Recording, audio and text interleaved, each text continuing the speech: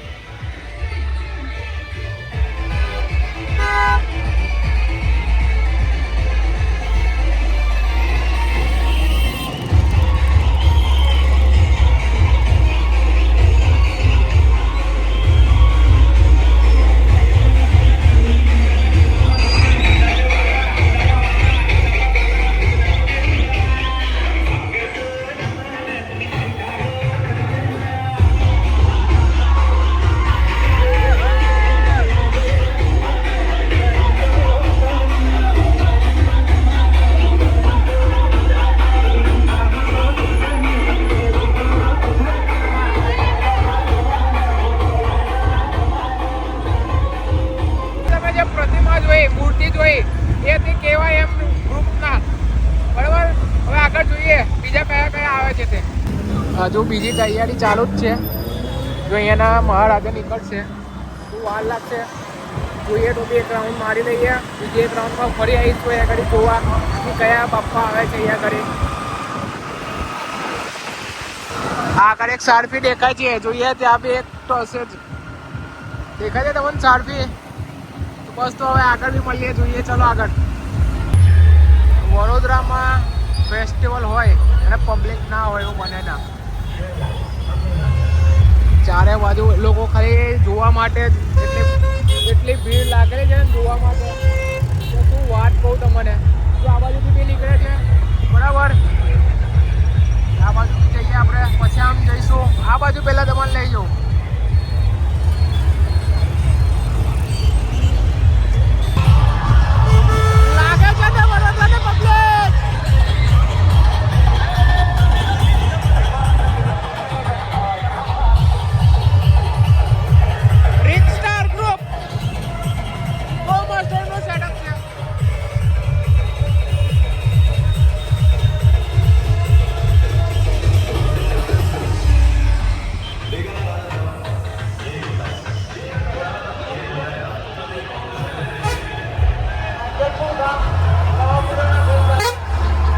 આગળ બી એક બાપ્પા છે.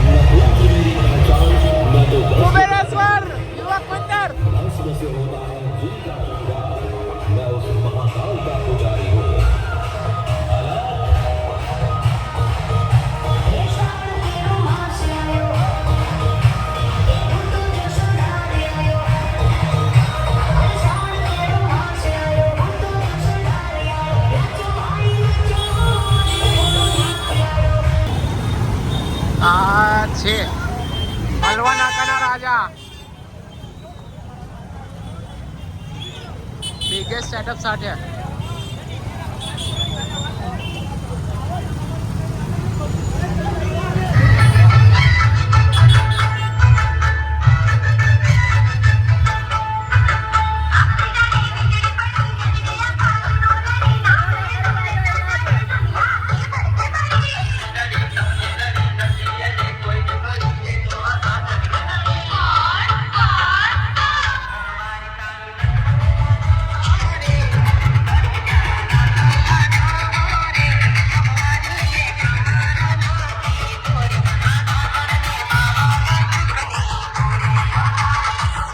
પણ આપણે જેટલું થતું હતું એટલું મેં તમને ગણપતિ બાપા બતાવ્યા.